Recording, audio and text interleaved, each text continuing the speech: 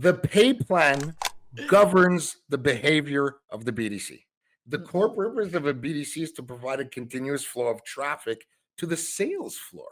So if we know historically, real number, an industry metric, global sales for a BDC that's running rich, as I like to call it, a properly structured BDC with good communication with the sales floor should typically be responsible for 30% of global sales every month.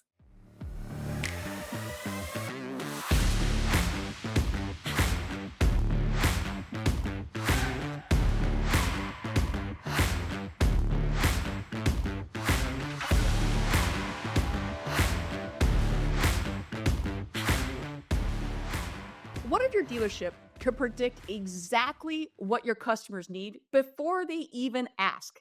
Welcome to Facts Not Feelings, where today we're unlocking the secrets of BDCs that are revolutionizing car sales and customer service. I'm your host, Brooke Furniss, and joining us today is the one and only Shawn Armour, who is the owner and founder of BDC Alchemy and a mastermind in optimizing dealer operations to boost efficiency and skyrocket customer satisfaction.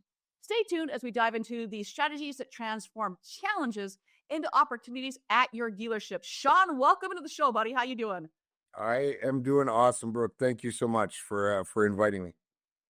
We were talking offline here for a hot minute. It has been, I keep my very first of the show, and as I progressed through the show, I kept a running list of people I wanted to have as guests. And I remember the first, I don't know how we first got introduced. I'm sure it was on LinkedIn. I was like, man, I need him on the show. So this has been a minute in the hot minute. It's been a hot minute. A 4-year minute, but it's been a hot minute. Well, I think that you know what? You gave me time to refine my stuff. So you're getting a really refined version of BDC Alchemy.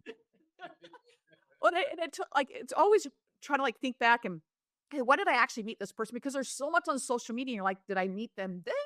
No, I don't know. I know obviously in New Jersey we met, but I was like, I want to say maybe a digital dealer or something like that. That's probably my first met, as my guess. I don't know. It all kind of blends together. Listen, we're hanging around in the same circles and we have the same passion for being raw and authentic. So I think like-minded souls just get attracted to each other, and we met where we should have met, but we're here now.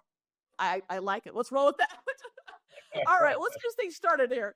All right, so when you're looking at the foundation of anything BDC related, what are the most significant barriers dealerships face when trying to integrate the BDC operations, and how can they be effectively tackled? That's a great question. A question I get asked a lot, right? So the most significant barrier, there are many, but for purposes of time, the most significant barrier, and I could say where BDCs fail, if you will, the most is in their alignment with the departments they serve. Mm-hmm. Let me explain that real quick. Historically, the BDC has always been created as a silo. More times than not, when you walk into a dealership, it's that mystical department in the back of the dealership. It used to be like the general manager's office. We crammed in 4 human beings back to back, and then the work orders are all stacked up, and then the mops are on this side. And there's just a bunch of people doing stuff, right? So they've kind of been created as a silo. And it is these very silos that have created a polarity between the BDC and the service department, or the BDC and the sales department. Now, it is these very polarities that are actually preventing alignment, which is what I was just referring to. And it's this alignment, ultimately, that's preventing the BDC from being the revenue generating department that it should be. They're kind of doing their own thing, and they only book appointments, and the sales, well, they're always mad at them because they're booking bad appointments, but they're being paid on appointments, et cetera, et cetera. So there's just divide, this, like I said, there's a polarity that exists. And then, I kind of found the secret sauce on how to bring them together. That's a very nice way to put it. And I jokingly, as you're going through, anyone that's been in a dealership knows the BDC department. And it is I was in one that they did a large number of vehicles that were sold each month. It was always in the top 5 in the nation. Did a very, very good job. And they had in this tiny ass room, 10 people, which still wasn't enough for the number of leads they were receiving. But I was like, you guys, they finally were like spilling out into the showroom floor because there's not enough room. And I was like, okay, maybe just maybe let's look at a different room because not everybody can fit into this room. So it is. And she was like, Right. let's over here. That's so important, and because I bring the human element in my body of work and my flavor of BDC, it's very much about emotional intelligence, and all my coaching aspect is very much about the human. Like when you take care of the inputs, or when you focus on the inputs, your people, the outputs, your performance will take care of itself. So what how can I say, what message are we sending by cramming 10 people into what used to be one person's office? Like immediately. You want to talk about motivating your employees, and we're thinking about barbecues and hamburgers and hot dogs. Well, what about the environment in which they work in? Yeah. Are we creating a safe environment? And by safe, I don't mean just like, that their safety, but a safe environment as they feel like they're actually a part of the team, and they're not just coming in to do a function. Because there's actually like three different, when you're looking at it, like you said, um, we can't solve problems at the same level of thinking that created them in the first place, I like that. right? So if you got 10 people in a room, and your turnover in the BDC is 30-40%, and you don't change the foundation, and you just keep hiring people because you think it's the people that's the problem, when in fact it's the ecosystem that they're working in. This is what I'm saying. You have to change the way that you're viewing the problem. You have to get the whole holistic approach to it. Well, and I will say as well as this next question, we're going to get into technology a little bit. The number of times I will be in a BDC department, and once again, like my company, we're not BDC centric. Like I definitely look at that to look at the process of talents and your people. And I say that I would go in and they're being asked to do, let's say, video, and I go, okay, great. So do you guys have microphones, like a little lapels? Are you just doing it from your phone? Like you're being asked to do a welcome video, but you don't have any. You have no light. You have nothing. I go, so you're asking them, or they're asked to be on. I would always love the one they're being asked to be on a video call and there's no webcam. Okay, so Mhm. how are we supposed to do this if there's Yeah. no webcam?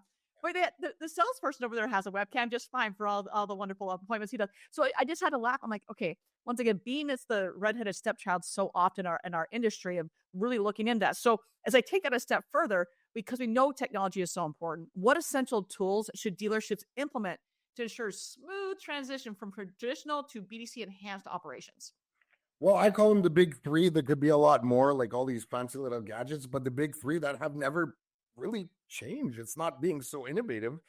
A really good phone system, with a proper phone routing kind of structure. Like it's not just set up a phone and just let it go. Like there's ring groups and queues and all kinds of options. So like a really, really good phone system. Obviously in this day and age, a really spot on texting application, and ultimately not just having a CRM or the cheapest CRM, but a CRM that could be well integrated or has open API and is ready to work with others to provide our customers ultimately with some kind of a seamless communication. Because at the end of the day, Brooke, and you said it before, you know, I've seen it time and time again. Listen, I do a lot of Zoom coachings.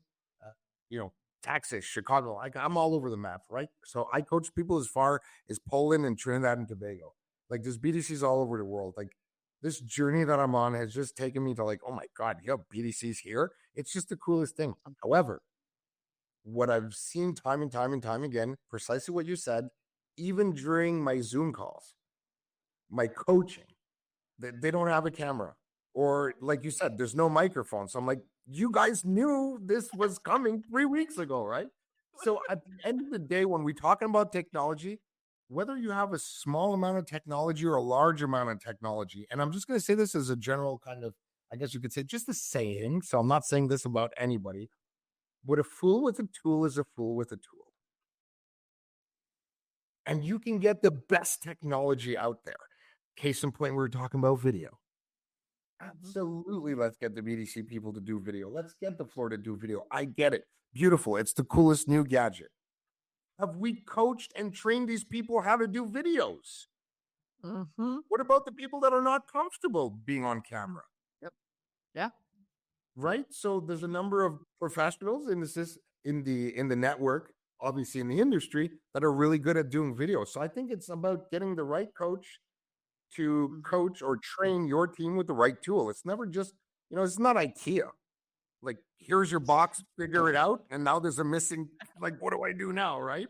So it's very important because don't forget, access to communicating with the dealership remains the single most critical element of our business communication. Oh yeah, you're spending so much money to have that phone ring, to have that lead come in, and what are we really doing to track that? And once again, going back, and we've talked about this more times I can count on the show. I'm going to reiterate again, if there's a new listener here, is you can have the greatest thing since sliced bread, and it's phenomenal. I cannot tell you, and this is what I do for a living. I go and I look and say, okay, so this product that you're paying, 3 different companies do the exact same job. That's the whole other conversation.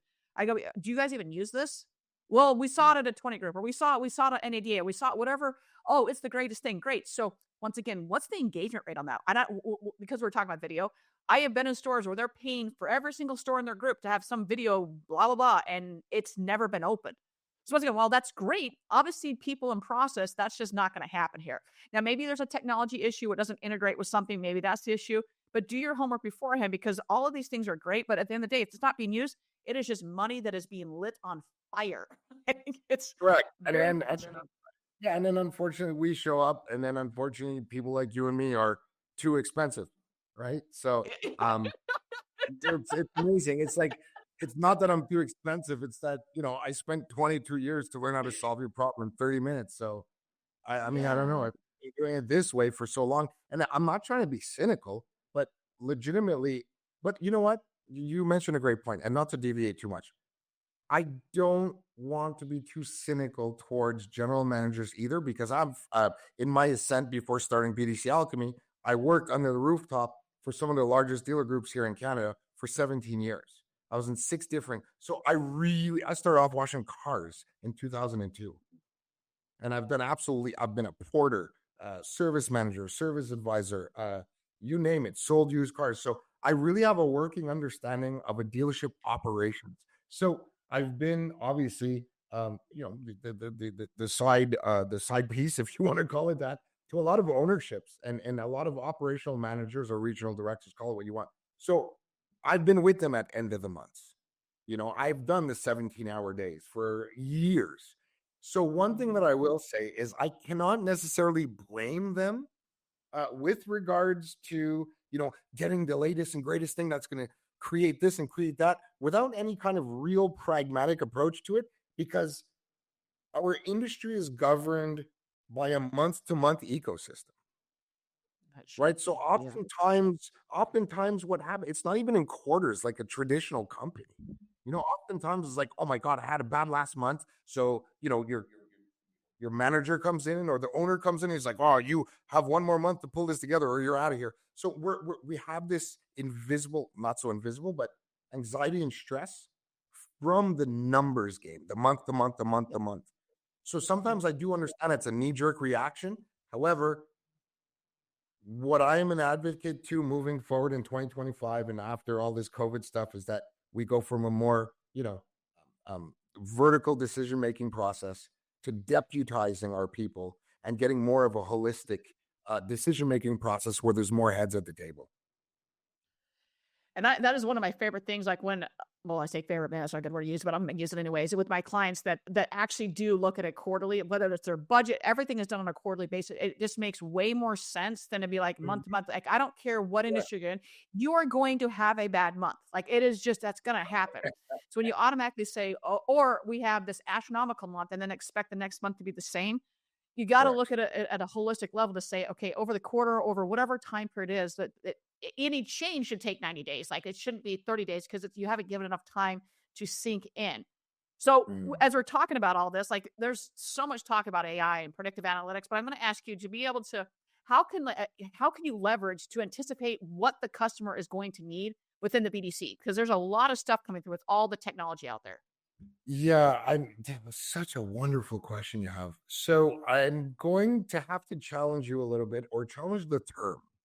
And you are right. However, at the BDC level, anyway, I've been doing this for a very long time. At the BDC level, it's not necessarily about being able to predict because it's a very hard thing to do, to predict what's going to happen, because we're not really like sales based. Like, okay, I have this person that produces this many sales. Like, there's so many more intricate elements, like booking and showing and number of texts. And so instead of predicting, what I do and my most successful dealer partners that I work with, what I like to let them know is, first things first, instead of trying to predict, let's use the word prediction, but let's just change the analogy to focus on trajectory.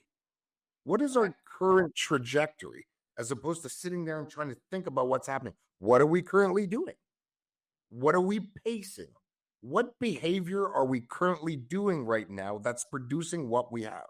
We have to remember that what you're currently doing is giving you what you currently have. So if you're not happy with that, now we have to kind of dissect the system and look at what elements within a process. One of the I said funny, it's not so funny, but one of my discovery questions that I have before onboarding a customer or a client or a partner, whatever you want to call it, is when I ask them, okay, so what's going on with your BDC? What's not working? And the most common answer is, well, all of it. All of it, yeah. And I mean, 100%. All of it is which part?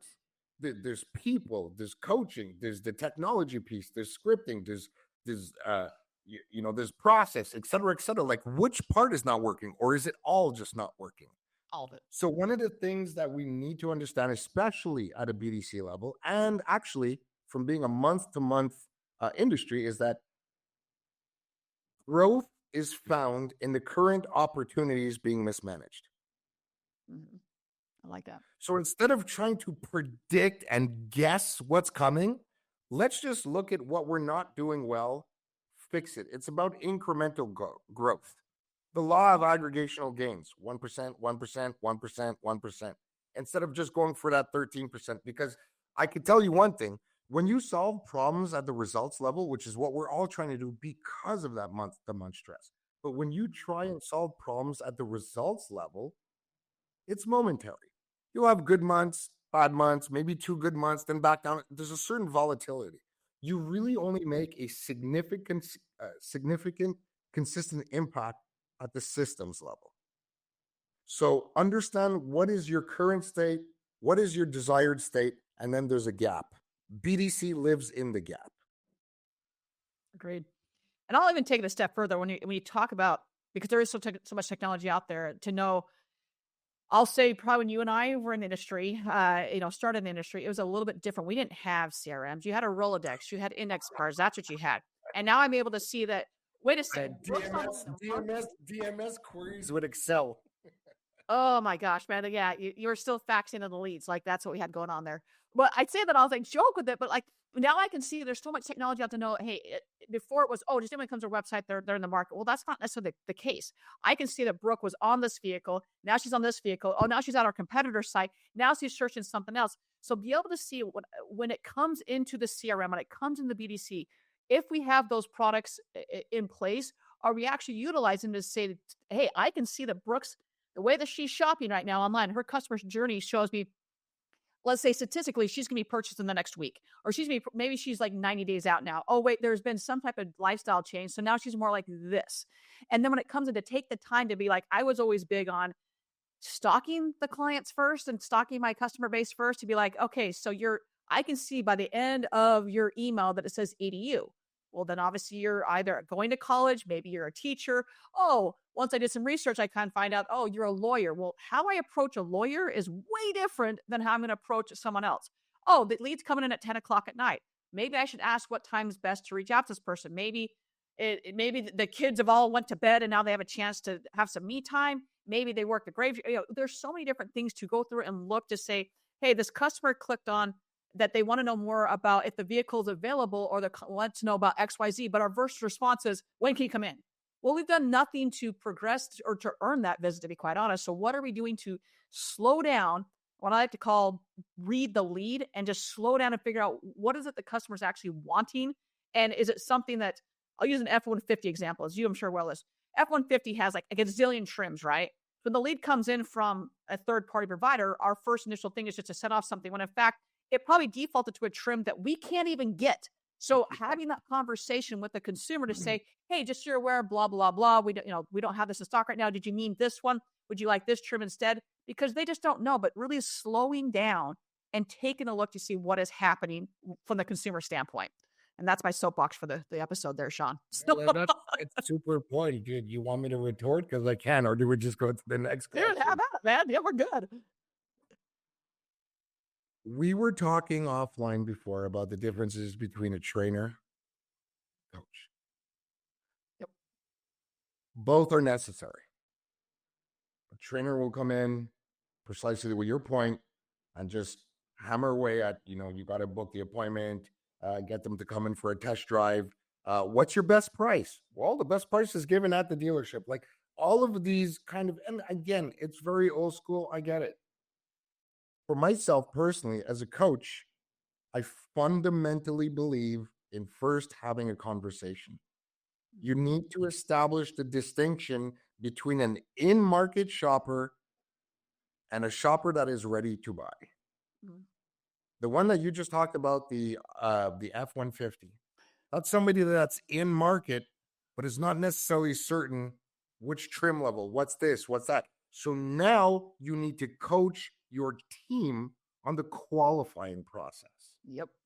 Okay. And the first thing you need to do is establish a timeline. One of the first questions that I always coach my BDC sales, because I do service as well, which is a whole other beast, yes, right? But I do both. I have a passion for both. So over on the sales side, one of the first qualifying questions I always ask first is, do you have to purchase this vehicle today? It kind of sets the timeline to look, what are we dealing with, right? Mm-hmm. If they have to purchase it today, get it to the salesperson, if that's the way it's dealt, because they're better equipped to respond to as many questions. If not, precisely to your point, you have to ask open-ended questions. Yeah. What are you looking to do with this vehicle? Is this vehicle to replace the one you have right now? What did you love about your current vehicle, and what would you love to have? So it's more about the 3 stages that I call before inviting somebody in to even make an appointment, mm-hmm. right?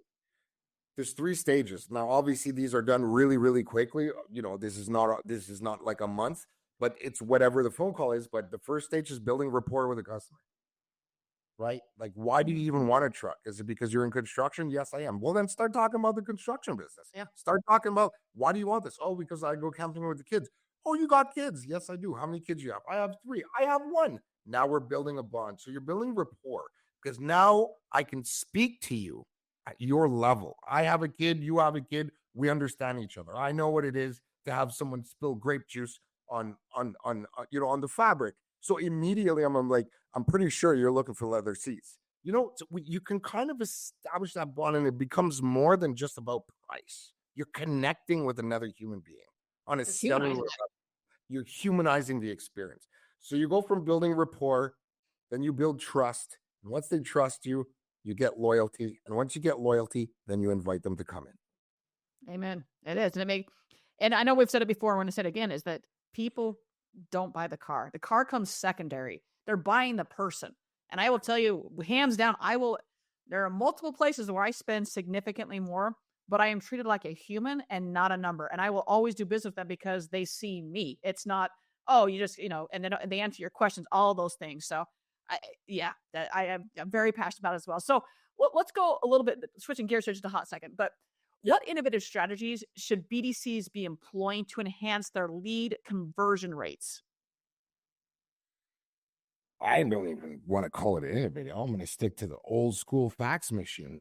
If you want to convert, you need to align the initiatives of the BDC with that of the sales department. Mm-hmm. I will explain.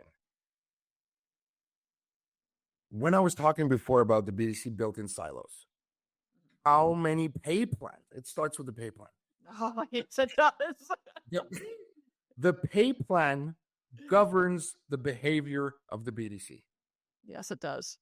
Period. Yep.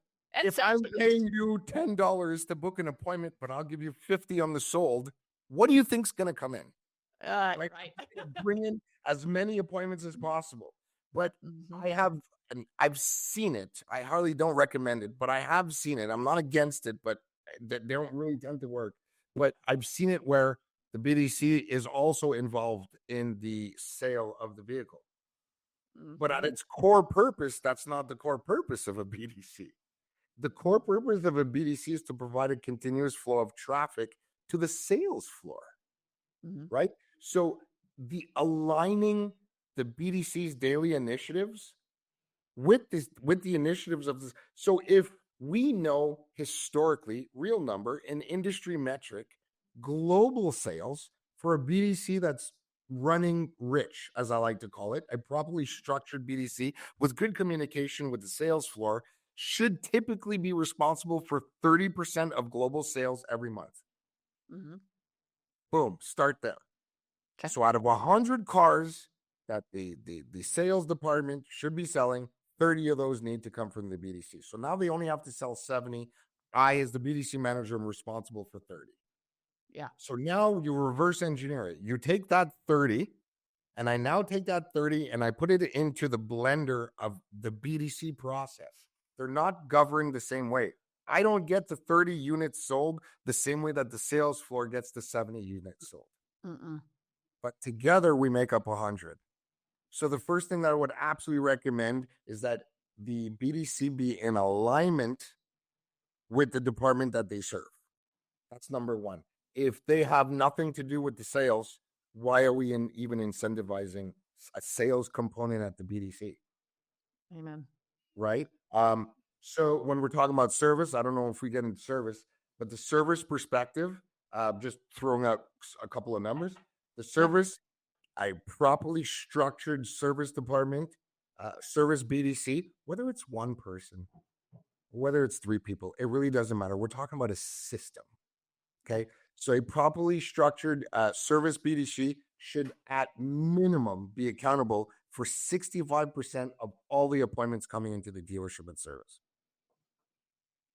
Yeah. There, That's hovering a around bare those minimum. numbers. Bare minimum. Like a bare minimum, 65%. Why? Because we're on the phone all day. Yep. We're at the Yeah. phone all day. We have people canceling, we're rescheduling. The phone doesn't ring. There's opportunities, and also there's the revenue generating activities that we'd even talk about. But 65% of all the BDCs that I have built, 65% of all the appointments in the dealership have come from the BDC service. Yeah. I mean, if you look at historically, 80% of, while the sales is paying for their Google ads and the marketing there, 80% of those phone calls are service related. I mean, so service is your bread and butter. If you're not, that's a whole other topic in itself. Like I'm also very passionate about the fixed off department and service department. Uh, yeah, like that's, yeah. But yeah, yeah, 80% of those phone calls are coming in on a service. And also, like, if you look at your phone tree, if your first option is not press one for service, please take a look at it, because the people calling in, they're most likely calling in about service. Like, I'm just, the numbers are out there to back this. So, Yeah, you should 100%. And you know what? And not to get back into this, but I think it was related to your first question that I answered it. The first or second question, I can't remember. But when we're talking about tools, the phone system, your phone tree, when is the last time that someone has taken a look into their phone tree? Like, it got set up 7 years ago when that company came in, and it just never got touched again. Right. So the all the information that we need to succeed is literally underneath our nose. We just have to be a little bit more curious about it. and I will say, I don't get off this phone thing, but like that is something, even when I was in the dealership, that was a constant battle because of our industry, like every industry has turnover. So now this person's over at this extension. Well, this extension was actually a sales extension. Now it's a service extension. Okay. So when it goes to the hunt group, what's it's called, and it's going to like 20 different people, is it going to the right person? And then if you're not going to check your voicemail, for the love of God, do not have voicemail as an option then. Because Yeah. all you're telling your customers, I do not care about, I don't care, and I'm never going to respond to you. So you should just go shop somewhere else. So if you are checking voicemail, I'm sure that I'm guessing, oh, I don't say I'm sure, I'm guessing you go through this. I don't know what the voicemail password is more than I know what the password is. So now you're asking the BDC, the sales, the fixed ops, finance, whatever it is, you're asking them to check the voicemail, and yet no one knows what the password is. So how are you supposed to at that point just turn voicemail off because you're pissing off the customer? You're telling them that, hey, you are not important and I don't care about you. So like I said, I could do an entire show. And we won't, but we'll trade funny stuff just to tell you what's going on out there. So I started working, no names. I started working with a very large dealer group, and they brought me in, and we got into phone systems because a lot of people think I just do BDC. My vehicle is the BDC. Yeah. But by using that as the hub of the organization, I'm actually more into like the operations and the mechanics of how everything works. Why? Because I have data. So what happens now is, how many times have I went in and just through, the discovery and the first 2 days that I'm looking around and just dibbling and dabbling, a lot of the times I get to the phone system. It's the number one entry point. That's where I start. It's the number one entry point. How many calls are we missing? What's going where? How is this probably structured? So then when I start to kind of like, take my notes and start asking questions, and I go to some people, how many voicemails haven't even been initialized? Oh, dude, I need some Forget the passcode. Forget the passcode. They're like, oh, well, I didn't know how to do it. Yeah, but you've been here for 2 years. Like, you wouldn't ask, right? So, I think it's just about auditing and just being a little bit more responsible with technology. You have to have an advocate internally for who's in charge of this stuff. And I'll just, and we will get off this topic here. This is just a pain point of mine. To your point of I would be in stores where they would like look at where it shows the messages are, and they're like telling the customer, yeah, you see that? Don't ever leave a voicemail. I'm never going to answer you. Like, I have been in those in those multiple dealerships where they're bragging about how they don't check their voicemails. And so at that point, either just take it off and work with your phone system, because there's a difference between call tracking system and your actual phone system. There are two different things. Make sure everyone's clear on this one. If they have a way to just blow out all the messages, I would, because when you go in there and there's 10,000 unlistened to voicemails, what are we doing? Like, at that point, just turn voicemail off, because it's not worth it. All you're doing, it's detrimental. You could turn, like you said, we're going into, but you could turn it off, but you're patching the problem. Why is there 10,000 voicemails? I mean, can you imagine? Talk on down, my friend. Can you imagine if? Let's just leave it all that. Next question. Next question. Like, and I am big, like, because you and I travel a lot, we're gone a lot. My phone might be on silent for doing something like this. If you don't leave a voicemail, I probably, unless I know who you are, I'm not calling you back. So the joys of technology is that it's just going to be transcribed me real quick. I'm like, okay, I'll call that person back. But okay. But okay. So as we've talked about the phone, we've talked about BDC, we've talked about getting back to, I won't even say back to basics, but it's the nuts and bolts of it. This is one I know I get asked all the time, and I know that you're going to get asked it. How should the success of the BDC be measured? That is a great question. The success of the BDC should be measured by how you defined it originally. Okay. So again, when building BDCs, it's important to understand that the BDC can't be all things to all people. Mm-hmm. Why is it even there? What purpose does it serve? Why did you create a BDC in the first place? So there's a lot of different BDCs. So it's important to understand that BDC is not the answer. BDC is not the goal. BDC should be the vehicle that gets you to the goal. Mm-hmm. So if you have a BDC and it's undefined and it's just kind of there doing things, well, then great question. What measurable are you going to use, to kind of see if it's doing well or not? So it's the failure of not having it clearly defined from the beginning.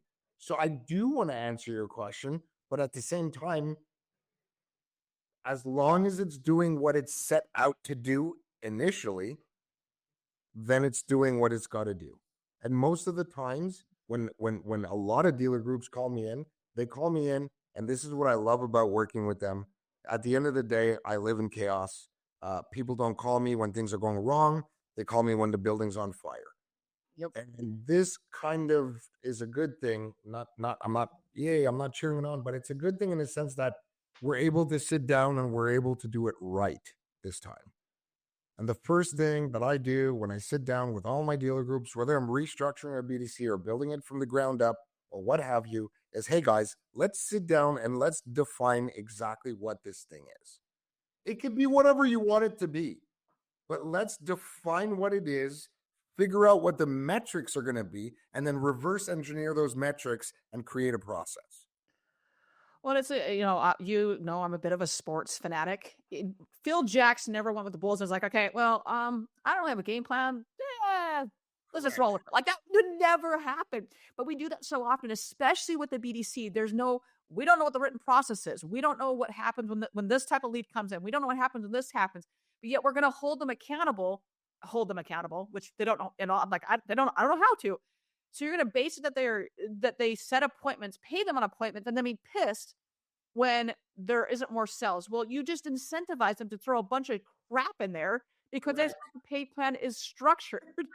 Or the same thing with sales is that you're incentivizing the sales based on X, Y, and Z. Well, in that case, all you're really doing is asking them to skate the BDC and take credit for that deal because of how the pay plan is. It all comes back to pay plan when it comes to this stuff like it. And I don't think a lot of times I know that I preach this, but a lot of times this gets overlooked. I'm like, well, the whole thing is to cheat the system. That you are asking them to do that. Correct. You need to incentivize the behavior that you want to see. Yeah. Which is why I'm coming back to, okay, well, what do you want to see? Let's define it. What I can tell you right now, there's a number of reasons, but to anybody listening, if you're lucky enough to have not built one yet, here's the secret sauce. There's many ways, but listen, I've been doing this for 22 years. I've built over 40 BDCs all over the world, literally. And what I've come up with are 4 main reasons why a BDC fails. 4 main reasons. There could be 8, but these are really the 4 main reasons why a BDC fails in order. The first one is when executive management or ownership is not behind it. Mm-hmm. If they just get, the sales managers here, just go create a BDC and it's just whatever. I'll just tell people at the 20 group, I have one just to say that I have one. When the executive management is not behind it, and I mean not behind it, it will absolutely fail. When there's friction between departments, we were talking about alignment before, whether it's BDC to service department, BDC to sales department. When there is friction between departments, it will absolutely fail. A third one would become what I was just saying, when it becomes what it is not. We first set out for it to do this, and now we want it to do this, and now we want it to do this, and now we're going to switch here, and now we're going to switch here because we're having a low month. So you know what? Because sales in the front were 30 pins away from making our month. There's 3 days left. Hey, let's go into the DMS. Let's print out 3,000 names. Let's turn around. Let's go into the BDC department where we tell people to build relationships, and let's turn it into a call center for the next 3 days and stress these kids and have them do 3,000 calls, one after the other. They weren't designed to do that. It's not a call center, right? And then obviously the last one, we got to take a little bit of the blame, is when a BDC is poorly managed because you got the wrong BDC manager. Yeah. Yes. It happens. It's worse for days on that one, man. It happens. I saw you choking up a little bit on that. I hope I didn't hit it. Yeah. No, I'm just gonna say yes to that. You sabotage the system, things like that. They get fired and they take everything with them, change all the processes. But to answer your question directly, as I was saying that, I'll give you 2 little things and then we can move on. But one of the things, if you have a BDC service, ultimately, how do you really, really know if it's working well? Over a BDC service, whether you have 1 person, 2 people, 3 people, if you're getting a 5% year-over-year customer warranty pay increase, you're doing well. Yeah, agreed. 5% increase. And I mean, that's obviously we're not selling the farm. We're not going to go out and, set massive records, but an increase is an increase. And when we're talking about, the more work orders you have and the more revenue you have, that 5% is actually equal to millions, right? So let's not just call it like $10,000.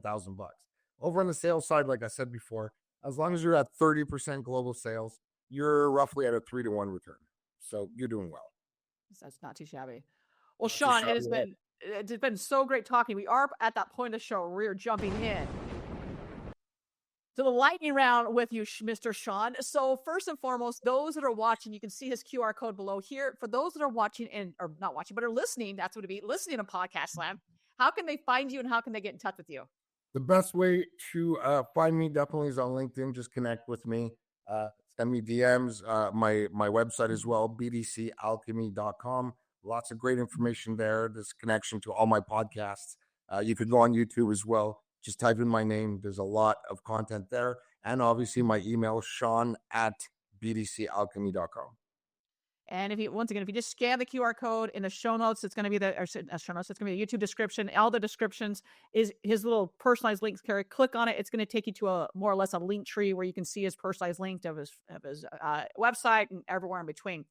So the name of the show is Facts Not Feelings. Whether it's in your personal life or in your professional life, how are you distinguishing facts from feelings? Numbers don't lie. People do sometimes.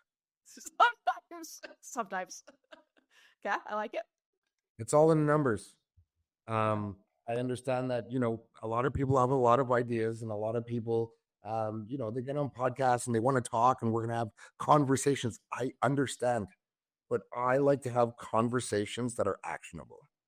Yep. And I really hope that I serviced your people and the people that listen to this with actionable elements, whether it's some of the percentages, like it doesn't have to be complicated, right? You just need to take the first step, right? So to me, facts, not feelings, it's definitely about action. It's about action. Let's stop talking. Let's do action. Amen to that. All right. What is one thing that most people wouldn't know about you? I'm a big teddy bear. A lot of people bring up big brute. I'm 6 foot, 225, ex MMA fighter. I'm one of the nicest guys you'll ever meet. So, definitely that I'm a teddy bear. That's for sure. Well, I will say I actually didn't know you were an ex MMA fighter. I didn't know that. So I didn't know that as well. I got 4 screws in my shoulders, so that kind of sidelined the dreams of becoming a UFC fighter. But yeah, for about 8 years, I was heavily into it. So jiu-jitsu, kickboxing, Muay Thai. Not that anybody should be scared when they see me, but yeah, definitely. Anything. I'm an adrenaline junkie, so I have a motorcycle and stuff, and anything that goes fast or anything, I guess you could say that's dangerous. Maybe that's why I like chaos so much. That's why I work in automotive. That could be it. I hear you, man. I'm at this point the $5 million woman at this point. So I 100%. Yeah. Well, Shawn, it has been such a pleasure getting to speak with you, get to know more about what you do, and just thank you for everything you do. I mean, we were talking before the show began of just like moving the industry forward, and you want to 100% do that. So just thank you so much. And it's an honor to call you my friend. And like when someone like, hey, we're looking at BDCs, I'm like, you were on that list, a very short list of people. So I just thank you for what you're doing. Really appreciate that. I really appreciate that because BDC is not something that I do. It's something that I am. And like you said before, I've had a lot of bad bosses for whatever reason. And I always promised as I was washing cars and I was cursing and this was a shitty job, I always told myself one thing. I swear to God, this is actually bringing me back 18 years ago. I said, if ever I'm in a position of power or influence, I'm going to do it properly. Swear to God, I'm going to do it properly. And that's exactly what I'm doing. I want to 100% agree with that. 100% agree with that. All right, everyone, you know the drill at this point. Find a way to serve, whether it is opening a car door, whether it is a kind smile. Just do something to better someone's life today and bring a little bit more joy into their life. And with that, everyone, we'll see everybody next week.